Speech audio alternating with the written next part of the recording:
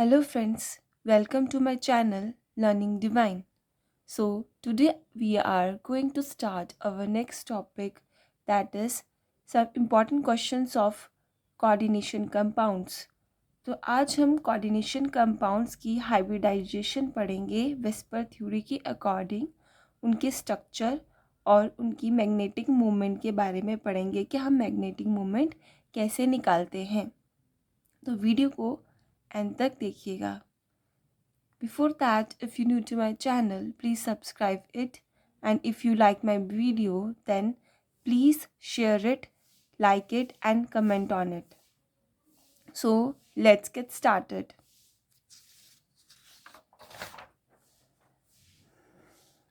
Our topic is important question of coordination compounds, और हमारा first question है, using valence bond theory predict the geometry and magnetic behavior of NiCl4 2 negative। हमको क्या करना है, VSEPR theory के according हमको इसका मैग्नेटिक बिहेवियर क्या है और इसकी ज्योमेट्री क्या है ये फाइंड आउट करनी है। इससे पहले हमें ये फाइंड आउट करना पड़ेगा कि इसकी हाइब्रिडाइजेशन क्या है। इसकी हाइब्रिडाइजेशन से हमें इसकी ज्योमेट्री और मैग्नेटिक बिहेवियर का पता चलेगा। ठीक है, अब देखो फ्रेंड्स, यहाँ पे निकल Cl4 ब्रैकेट में 2 नेगेटिव है।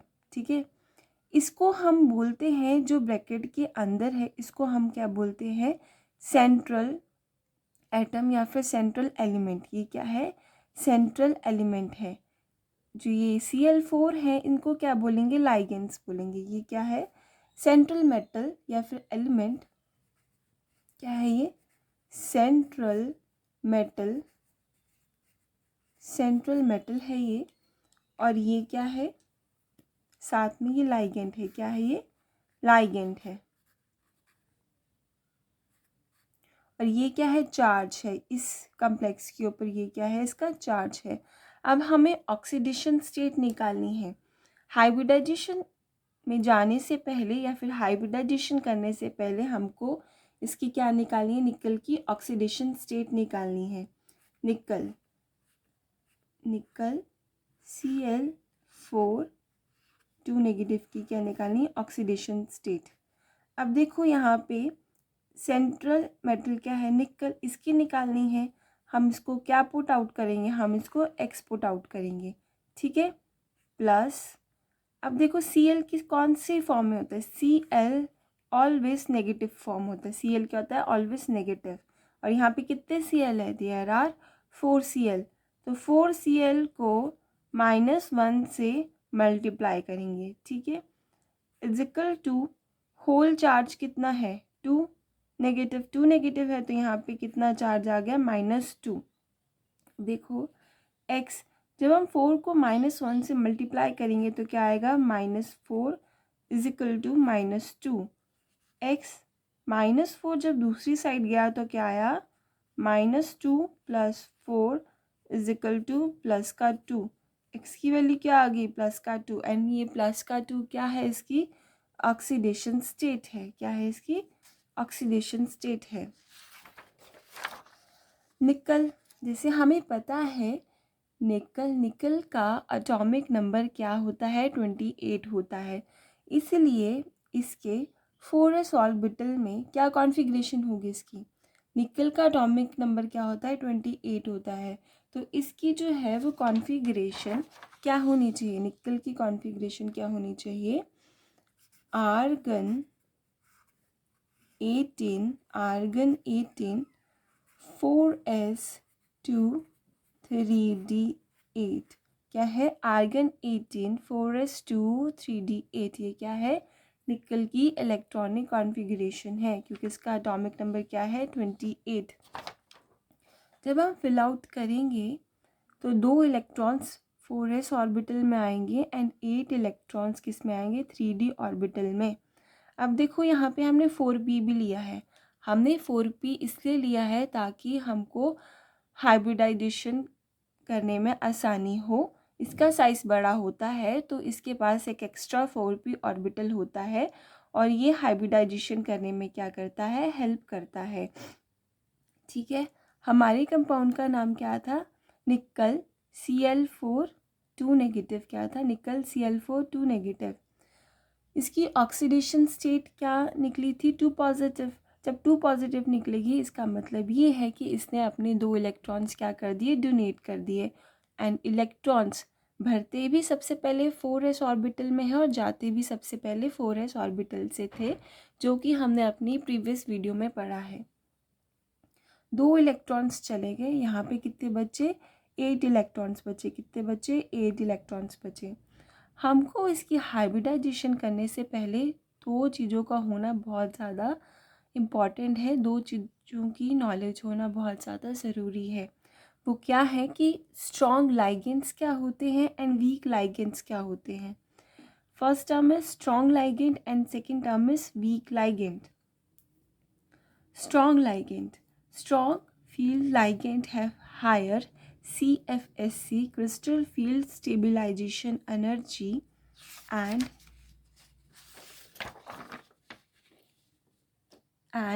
the electrons always get paired in low energy, which is called as pairing energy. So with the strong ligand complexes, the electrons get paired internally, so they had not to hybridized with strong field ligand, and this happened vice versa in weak field ligand. Strong field ligand जो है क्या होते हैं, ये वो compound होते हैं जिनकी CFSC crystal field stabilisation energy क्या होती है, बहुत ज़्यादा हाई होती है। क्या होती है, इनकी CFSC बहुत ज़्यादा हाई होती है। ठीक है, इसकी CFSC हाई होने के कारण, CFSC हाई होने के कारण क्या होता है, जो इनकी इलेक्ट्रॉन्स को पेयर करने की एनर्जी है वो क्या होगी, कम होगी। क्या होगी, कम होगी। अब देखो इसका मतलब क्या है, CFSC हाई होने के कारण क्या है, इसकी जो इलेक्ट्रॉन को पेयर करने की एनर्जी वो कम होती है। और इलेक्ट्रॉन्स ऑलवेज पेयर क्या करते हैं, लो एनर्जी में पेयर करते हैं। किस में पेयर करते हैं, लो एनर्जी में पेयर करते हैं। मतलब अगर ये इलेक्ट्रॉन इससे पेयर करना चाहे तो इसकी एनर्जी क्या होनी चाहिए, लो होनी चाहिए। और जिस एनर्जी का यूज़ किया जाता है पेयरिंग करने के लिए उनको हम क्या बोलते हैं, पेयरिंग एनर्जी बोलते हैं। क्या बोलते हैं, पेयरिंग एनर्जी ऑफ इलेक्ट्रॉन्स बोलते हैं। ठीक है, यहाँ पे अगर हमारे सेंट्रल मेटल के साथ हमको स्ट्रॉन्ग लाइगेंड दिया हो, स्ट्रॉन्ग लाइगेंड जैसे कि carbon monoxide Cn negative NH3, ये इनमें से कोई भी लाइगेंड उसके साथ अटैच हो तो उस कंपाउंड में क्या होगा, उसमें इस लाइगेंड की वजह से उसकी CFSE क्या होगी, ज़्यादा होगी। CFSE ज़्यादा होगी तो इसका मतलब ये है कि उसके पास जो इलेक्ट्रॉन्स को पेयर करने की एनर्जी है वो क्या होगी, ऑब्वियस है कम होगी, पेयरिंग एनर्जी कम होगी। ठीक है, तो वहाँ पे इलेक्ट्रॉन्स क्या करेंगे, पेयर कर लेंगे। पेयर कर लेंगे, क्यों पेयर करेंगे, क्योंकि वहाँ पे CFSC ज़्यादा है, वो एनर्जी ज़्यादा है, जिसकी वजह से जो एनर्जी इलेक्ट्रॉन्स को पेयर करने के लिए चाहिए वो ऑलरेडी वहाँ पे कम है, जो कि सूटेबल एनर्जी होती है उनको पेयर करने के लिए। इसलिए वहाँ पे इलेक्ट्रॉन्स क्या करते हैं, पेयर करते हैं, ताकि वो हाई एनर्जी से थोड़ा दूर रह सके और उनको वो पेयरिंग करने की सूटेबल एनर्जी भी वहाँ पे मिल जाती है। ठीक है, स्ट्रॉन्ग लाइगेंड्स क्या हैं, इसके example carbon monoxide Cn negative and NH3। जबकि वीक लाइगेंड क्या होते हैं, वीक लाइगेंड की जो CFSC होती है as compare to strong ligand वो क्या होती है, कम। इनकी CFSC कम होने के कारण इनको जो एनर्जी चाहिए होती है इलेक्ट्रॉन को पेयर करने की वो क्या होती है, थोड़ी सी ज़्यादा होती है, जो कि सूटेबल नहीं है इलेक्ट्रॉन्स को पेयर करने के लिए इतनी ज़्यादा। इसलिए यहाँ पे इलेक्ट्रॉन्स जो है वो एक दूसरे के साथ पेयर नहीं करते। जब भी हम हाइब्रिडाइजेशन करते हैं वीक लाइगेंड में जो भी इलेक्ट्रॉन्स होते हैं, चाहे वो d ऑर्बिटल में हो या फिर s ऑर्बिटल में हो, मेनली d ऑर्बिटल, क्योंकि CFSC जो है वो d ऑर्बिटल में ही मेनली अप्लाई होती है। वहाँ पे क्या करते हैं, इलेक्ट्रॉन्स पेयर नहीं करते क्योंकि वहाँ पे लाइगेंड्स की CFSE पहले लो है और उनकी जो इलेक्ट्रॉन्स को पेयर करने की एनर्जी होगी वो एज़ कम्पेयर टू CFSE वो क्या होगी, ज़्यादा होगी, इसलिए वो सूटेबल नहीं है उनके पेयर करने के लिए। दैट इज़ वाई इलेक्ट्रॉन्स जो वीक लाइगेंड होते हैं वहाँ पे पेयर नहीं करते। वीक लाइगेंड क्या है, H2O, F negative, Cl negative and OH negative, ये वीक लाइगेंड की कुछ एग्जाम्पल हैं और ये बहुत ही ज़्यादा इम्पॉर्टेंट कॉन्सेप्ट है, इसके ऊपर स्टार लगा देना क्योंकि हमेशा लोगों को परेशानी होती है ये जानने में कि यहाँ पे हमने जब भी कॉम्प्लेक्स बनाते हैं या फिर जब भी हाइब्रिडाइजेशन बनाते हैं तो यहाँ पे हमने पेयर बनाया और यहाँ पे क्यों नहीं बनाया, वाई सो दैट। तो इसलिए नहीं बनाया क्योंकि जब स्ट्रॉन्ग लाइगेंड होते हैं तो CFSE ऑलवेज ज़्यादा होती है एज़ कम्पेयर टू उसके पेयरिंग एनर्जी की and vice versa to weak ligand. ठीक है, ये कैसे हुआ पता चला। नेक्स्ट है, अब हम इसके हाइब्रिडाइजेशन के बारे में पढ़ते हैं। कॉम्प्लेक्स क्या था हमारा, NiCl4 2 नेगेटिव, तो वहाँ पे लाइगेंड कौन सा लगा है, Cl, और वो क्या है, एक वीक लाइगेंड है। तो यहाँ पे जो 3D ऑर्बिटल है, यहाँ पे जो ये इलेक्ट्रॉन्स होंगे ये पेयर अप नहीं करेंगे। ठीक है, ये पेयर अप नहीं करेंगे। अब देखो हमारे पास how many Cl4 are there in this, 4। How many Cl are in this, there are 4 Cl। ठीक है, 3D ऑर्बिटल में जैसे कि और इलेक्ट्रॉन्स हुए थे, पेयर अप हुए थे या फिर जो अनपेयर थे वो वैसे कि वैसे ही रहेंगे। जो 4 Cl है, अब देखो यहाँ पे 2 अनपेयर्ड इलेक्ट्रॉन्स है पर लाइगेंड यहाँ पे हाइब्रिडाइज नहीं करते, उनके लिए क्या चाहिए होता है, एम्प्टी ऑर्बिटल ही चाहिए होता है। ठीक है, 4s ऑर्बिटल हमारे पास पहले से एम्प्टी था और हमारे पास एक वेकेंट 4p ऑर्बिटल भी था। क्यों था, क्योंकि निकल का साइज़ बड़ा होता है तो वो एक्सपैंड कर सकता है। तो जो Cl4 थे वो 4s एंड 4p में आएंगे और इसकी हाइब्रिडाइजेशन क्या होगी, sp3, इसलिए इसकी हाइब्रिडाइजेशन होगी sp3। इसकी हाइब्रिडाइजेशन sp3 है इसलिए इसका स्ट्रक्चर क्या होगा, टेट्राहेड्रल होगा, टेट्राहेड्रल होगा। अब and it is paramagnetic in nature. How it is paramagnetic in nature, ये पैरामैग्नेटिक क्यों है, क्योंकि हमने अपनी पिछली वीडियो में पढ़ा था पैरामैग्नेटिक बिहेवियर कौन शो करते हैं, द कंपाउंड्स या फिर जहाँ पे जिन ऑर्बिटल्स में क्या होते हैं, अनपेयर्ड इलेक्ट्रॉन्स होते हैं। क्या होते हैं, अनपेयर्ड इलेक्ट्रॉन्स होते हैं। यहाँ पे कितने इलेक्ट्रॉन्स हैं जो कि अनपेयर्ड हैं, 2 अनपेयर्ड इलेक्ट्रॉन्स। कितने इलेक्ट्रॉन्स हैं, 2 unpaired electrons. So this coordination complex is paramagnetic in nature. Okay, our next question is, on the basis of valence bond theory, explain the structure of FeCN6 3 negative and also find its magnetic moment and its magnetic behavior। हमको VSEPR theory के according FeCN6 3 negative का structure find out करना है, उसका magnetic behaviour और उसका magnetic moment find out करना है। सो यहाँ पे इस कंपाउंड में जो आपको दिख रहा है, यहाँ पे सेंट्रल एटम क्या है, सेंट्रल मेटल क्या है, आयरन है। क्या है, आयरन है। आयरन का एटॉमिक नंबर कितना होता है, 26 होता है। ठीक है, इसकी हमको क्या निकालनी, ऑक्सीडेशन स्टेट निकालनी है या फिर इसका ऑक्सीडेशन नंबर निकालना है। ठीक है, यहाँ पे क्या पुट आउट करेंगे हम, जिसका निकालना है उसको हम एक्स पुट आउट करेंगे प्लस Cn ऑलवेज कैसे पाया जाता है, Cn नेगेटिव। ठीक है, how many Cn are there, there are 6 Cn। तो 6 को मल्टीप्लाई करेंगे -1 के साथ इज इक्वल टू कितना चार्ज है पूरे कंपाउंड पे, 3 negative, -3 x plus -6 is equal to -3। ठीक है, x plus minus minus minus का 6 इज इक्वल टू माइनस का 3।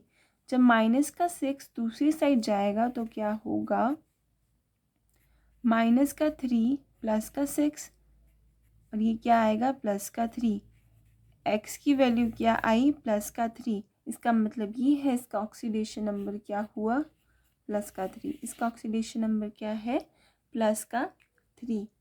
अब देखो जैसे कि हमें पता है ऑक्सीडेशन नंबर आ गया प्लस का 3, पर हमको इसकी जो है वो इलेक्ट्रॉनिक कॉन्फ़िगरेशन निकालनी होगी, नॉर्मली भी और वैलेंस में भी इसकी इलेक्ट्रॉनिक कॉन्फ़िगरेशन निकालनी होगी कि ऑक्सीडेशन स्टेट के बाद इसकी इलेक्ट्रॉनिक कॉन्फ़िगरेशन क्या होगी। ठीक है, इसका एटॉमिक नंबर क्या है 26, इसकी इलेक्ट्रॉनिक कॉन्फ़िगरेशन क्या होती है आर्गन 18 4s2 3d6। ठीक है, 4s में 2 इलेक्ट्रॉन्स हैं, 3d में कितने इलेक्ट्रॉन्स हैं 6 इलेक्ट्रॉन्स। यहाँ पे भी जो p ऑर्बिटल है वो क्या होगी वेकेंट होगी, बिकॉज यहाँ पे जो आयरन है उसका साइज भी बड़ा होता है और उसके पास क्या होती है वेकेंट 4p ऑर्बिटल होती है, ताकि वो हाइब्रिडाइजेशन में क्या कर सके हेल्प कर सके। ठीक है, अब यहाँ पे हमने Fe3 पॉजिटिव में जो इलेक्ट्रॉन्स हैं वो कैसे पेयर अप होंगे कैसे नहीं होंगे, वो ऐसे होंगे 3 पॉजिटिव है, इसका मतलब 3 इलेक्ट्रॉन्स जो है वो निकलेंगे, कहाँ से निकलेंगे 2 इलेक्ट्रॉन्स जो है वो 4s से निकलेंगे और एक इलेक्ट्रॉन जो है वो 3d से निकलेगा, एक इलेक्ट्रॉन्स 3d से निकलेगा। अब देखो बहुत ही ज़्यादा इम्पॉर्टेंट बात है, 2 इलेक्ट्रॉन्स यहाँ से निकले, एक इलेक्ट्रॉन्स 3d से निकला।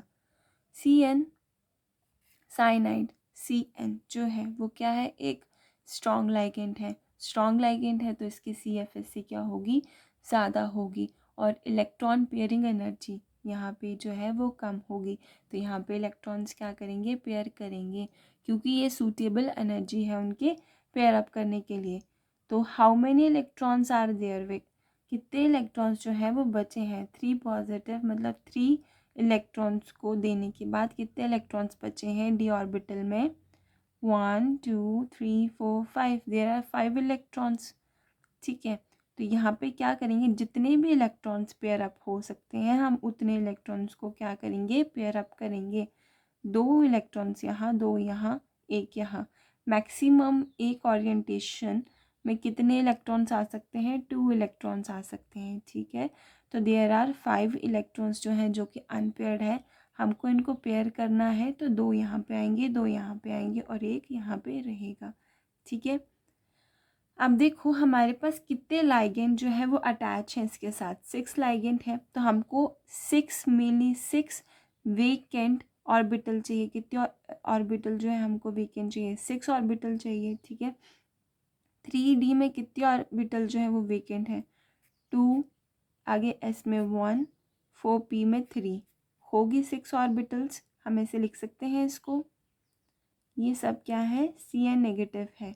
इसके अकॉर्डिंग इसकी हाइब्रिडाइजेशन क्या हुई, इसकी हाइब्रिडाइजेशन हुई d2, d की कितनी ऑर्बिटल्स जो हैं इसमें यूज़ हो रही हैं 2, s एंड p की कितनी ऑर्बिटल्स यूज़ हो रही हैं 3, d2sp3, क्या है इसकी हाइब्रिडाइजेशन d2sp3 और इसका स्ट्रक्चर क्या हुआ ऑक्टाहेड्रल हुआ, क्या हुआ ऑक्टाहेड्रल, क्योंकि Cn कितने हैं 6 हैं, इसका स्ट्रक्चर क्या हुआ octahedral and it is weekly paramagnetic in nature. ये कंपाउंड क्या है वीकली पैरामैग्नेटिक है, क्यों है weekly paramagnetic in nature, because इसके 3d ऑर्बिटल में 1 इलेक्ट्रॉन जो है वो क्या है अनपेयर्ड है, 1 इलेक्ट्रॉन अनपेयर्ड होने की वजह से ये क्या है वीकली पैरामैग्नेटिक है।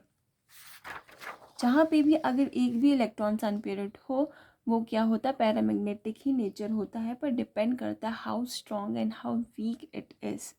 ठीक है, और जहाँ पे इलेक्ट्रॉन्स पेयर अप होते हैं 3d ऑर्बिटल में पूरे, तो वहाँ पे क्या होता है वो कम्प्लेक्स क्या होता है डायमैग्नेटिक इन नेचर होता है।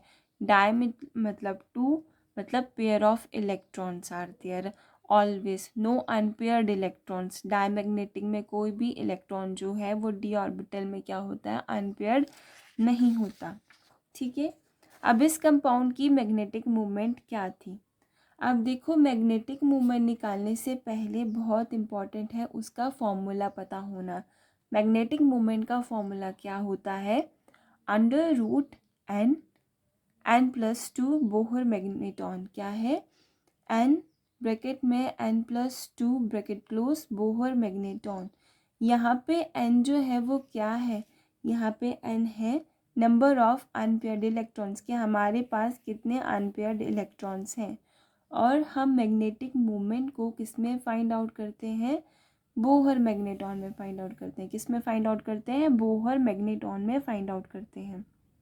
चलो हम इस फॉर्मूले को अप्लाई करते हैं। हमारे पास इस कॉम्प्लेक्स में कितने अनपेयर्ड इलेक्ट्रॉन्स थे, 1। कितने अनपेयर्ड इलेक्ट्रॉन्स थे, 1। हम n की जगह क्या पुट करेंगे, 1। यहाँ पे n क्या है, 1। n की जगह 1 पुट करा, 1+2 ब्रैकेट क्लोज। जब इनको सॉल्व करेंगे तो क्या आंसर आएगा, √3। क्या आंसर आएगा, √3। आप इतना करते हो वो भी काफ़ी है। क्या आंसर आएगा, √3। √3 को सॉल्व करा तो क्या आया, 1.73 बोहर मैग्नेटॉन। और यहाँ पे Bm क्या है, बोहर मैग्नेटॉन। तो फ्रेंड्स इस तरीके से हम जो है मैग्नेटिक मोमेंट जो है वो फाइंड आउट कर सकते हैं किसी भी कॉम्प्लेक्स की। कैसे फाइंड आउट कर सकते हैं, उसके d ऑर्बिटल में हमको कितने उसके अनपेयर्ड इलेक्ट्रॉन्स हैं वो पता होना ज़रूरी है। इस तरीके से और इस फॉर्मूले का यूज़ करके हम उसका मैग्नेटिक मोमेंट क्या कर सकते हैं, फाइंड आउट कर सकते हैं। ठीक है, चलो एक एग्जांपल से हम समझते हैं इसको। यहाँ पे क्या है, कोबाल्ट NH3 पॉजिटिव। ठीक है, हमको पता है कोबाल्ट का एटॉमिक नंबर क्या है, 27 है। क्या है, 27। तो इसकी इलेक्ट्रॉनिक कॉन्फ़िगरेशन क्या होगी, आर्गन 18 4s2 3d7, ये होगी इसकी इलेक्ट्रॉनिक कॉन्फ़िगरेशन। जब हम इसको ग्राउंड स्टेट में लिखेंगे तो क्या आएगा, 4s2 3d एंड 4p। यहाँ पे 4p क्यों आया, बिकॉज इसका साइज़ क्या होता है, बड़ा होता है और वो क्या कर सकता है, एक्सपैंड कर सकता है हाइब्रिडाइजेशन करने के लिए। ठीक है, 4s में कितने इलेक्ट्रॉन्स हैं, 2। 5 में d ऑर्बिटल में कितनी ओरिएंटेशन होती है, 5। 1 2 3 4 5। ये क्या है, 3d ऑर्बिटल, और ये क्या है, 4s ऑर्बिटल, और ये क्या है, 4p ऑर्बिटल। यहाँ पे कितनी ओरिएंटेशन है, 3 ओरिएंटेशन है।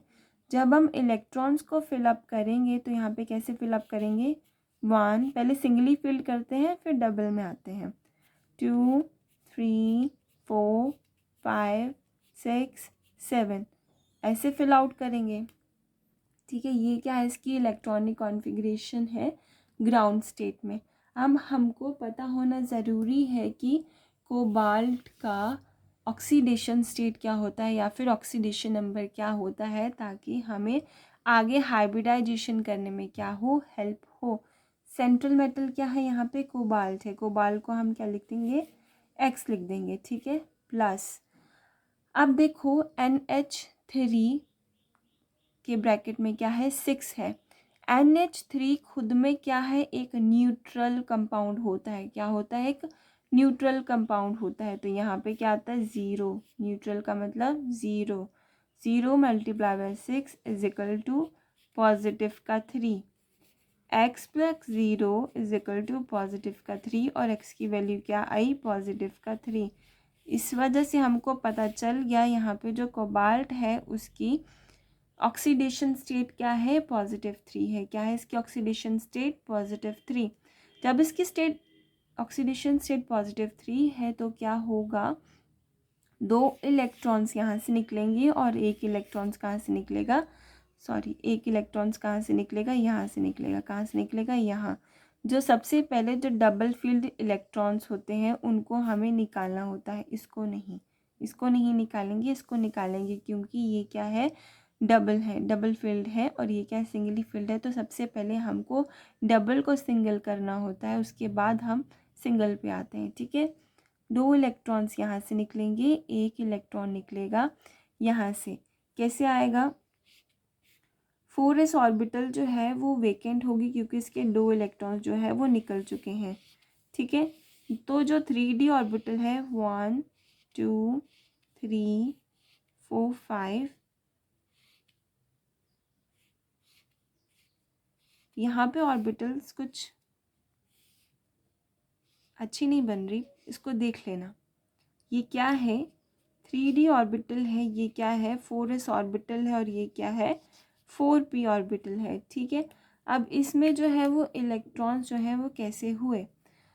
अब देखो हमने पीछे पढ़ा था स्ट्रॉन्ग लाइगेंड के बारे में। ठीक है, NH3 क्या है, एक खुद में एक स्ट्रॉन्ग लाइगेंड है।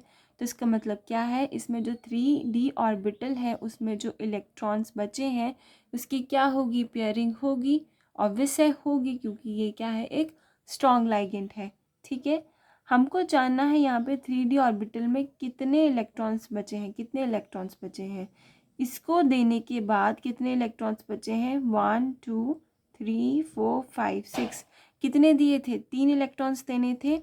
2 इलेक्ट्रॉन्स जो है वो हमने 4s ऑर्बिटल से दिए थे, और जो है एक इलेक्ट्रॉन जो है वो 3d ऑर्बिटल से दिया था। 3d यहाँ पे क्या है 7 है, और हमने यहाँ पे 3d से कितना इलेक्ट्रॉन दिया था 1, कितना बचा 3d में 6 बचा। और हमने इसकी क्या करनी है, पेयरिंग करनी है, क्योंकि यहाँ पे क्या है स्ट्रॉन्ग लाइगेंड है। जब हम पेयरिंग करेंगे तो 6 इलेक्ट्रॉन्स की पेयरिंग कुछ ऐसे होगी, ऐसे होगी।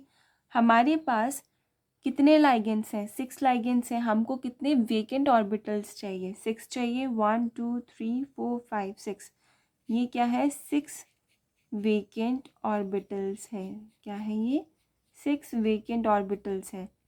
इस अकॉर्डिंग इसकी हाइब्रिडाइजेशन क्या हुई, कितनी डी ऑर्बिटल पार्टिसिपेट कर रही हैं हाइब्रिडाइजेशन में, 2, कितनी एस ऑर्बिटल 1, कितनी पी ऑर्बिटल 3। तो इस वजह से इसकी हाइब्रिडाइजेशन क्या हुई, D2sp3। क्या हुई इसकी हाइब्रिडाइजेशन, D2sp3।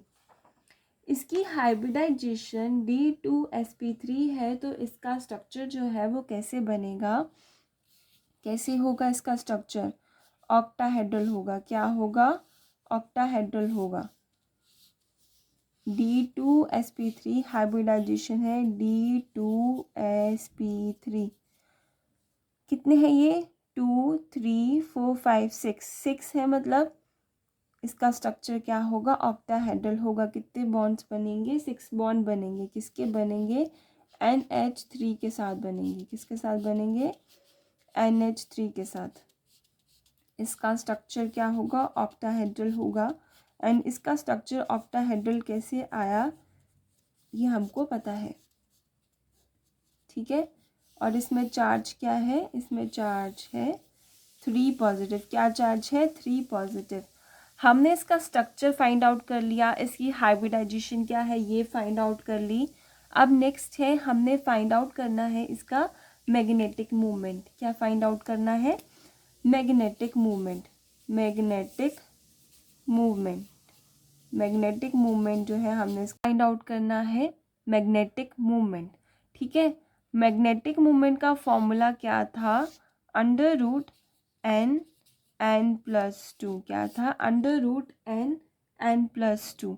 यहाँ पे कितने नंबर ऑफ अनपेयर्ड इलेक्ट्रॉन्स थे, इस कंपाउंड में कितने नंबर ऑफ अनपेयर्ड इलेक्ट्रॉन्स थे डी ऑर्बिटल में, तो कितने थे,